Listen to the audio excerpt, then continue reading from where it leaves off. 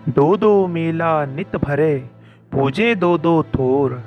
Sir कटियो जिन थोर पर, धड़ जुजियो जिन थोर। अर्थात एक राजपूत की समाधि पे दो दो जगह मेले लगते हैं। पहला जहां उसका सर कटा था और दूसरा जहां उसका धड़ लड़ते हुए गिरा था।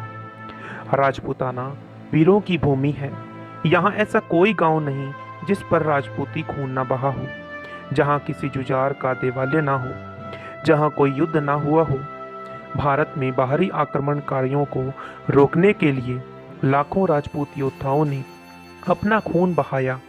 बहुत सी वीर गाथाएं इतिहास के पन्नों में दब गई। इसी संदर्भ में एक सच्ची घटना। उस वक्त जैसलमेर और बहावलपुर के दो पड़ोसी राज्य थे। बहावलपुर के नवाब की सेना आए दिन जैसलमेर राज्य के सीमावर्ती क्षेत्रों में डकैती लूट करती थी, परंतु कभी भी जैसलमेर के राज्य भाटी वंश के शासकों से टकराने की हिम्मत नहीं करती थी। उन्हीं दिनों एक बार जेठ की दोपहरी में दो राजपूत वीर डूंगर सिंह जी उर्फ बनराज जी, जो कि जैसलमेर महारावल के छोटे भाई के पुत्र थे, और उनके भतीजे चाहड़ सिंह, जिसकी शादी कुछ दिन पूर्व ही हुई थी।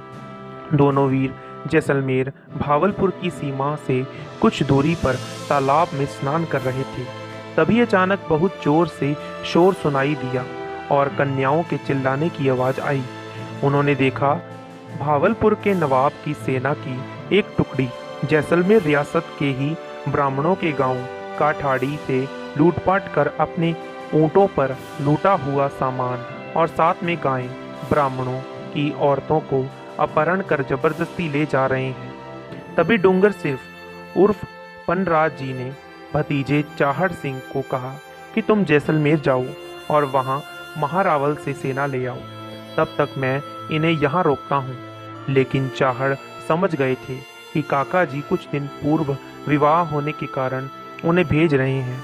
काफी समझाने पर भी चाहड़ नहीं माने और अंत में दोनों वीर क्षत्रिय धर्म के अनुरूप धर्म निभाने, गौ ब्राह्मण को बचाने हेतु दुश्मन सेना की ओर अपने घोड़ों पर तलवार लिए दौड़ पड़े। दोनों वीर दुश्मनों की टुकड़ी पर टूट पड़े और देखते ही देखते भावलपुर सेना की टुकड़ी के लाशों के ढेर गिरने लगे। कुछ समय बाद वीर चाहड़ सिंह भी वीर गति को प्राप्त हो गए, जिसे देख क्रोधित डूंगर सिंह जी ने दुगने वेश में युद्ध लड़ना शुरू कर दिया। तभी अचानक एक दुश्मन सैनिक ने पीछे से वार किया और इसी वार के साथ उनका शरीर उनके धड़ से अलग हो गया। किंवदंती के अनुसार शीश गिरते वक्त अपने वफादार घोड़े से बोला, बाजू मेरा और आंखें तेरी। घोड़े ने अपने स्वामी भक्ति दिखाई। वह धड़ शीश कटने के बाद भी लड़ता रहा, जिससे मुस्लिम सैनिक भयभीत होकर भाग खड़े हुए और डूंगर जी का धड़ घोड़े पर पाकिस्तान के भावलपुर के पास पहुंच गया।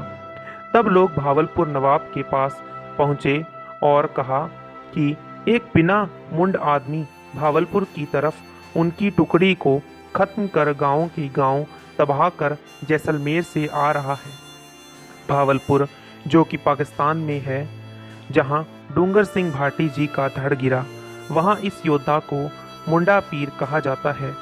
इस राजपूत वीर की समाधि मजार पर उसकी याद में हर साल मेला लगता है और मुसलमानों द्वारा चादर चढ़ाई जाती है।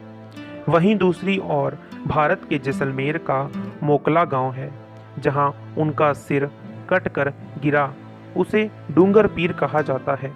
वहां एक मंदिर बनवाया हुआ है और हर रोज पूजा अर्चना की जाती है। डूंगर पीर की मान्यता दूर दूर तक है और दूर दराज से लोग मन्नत मांगने आते हैं।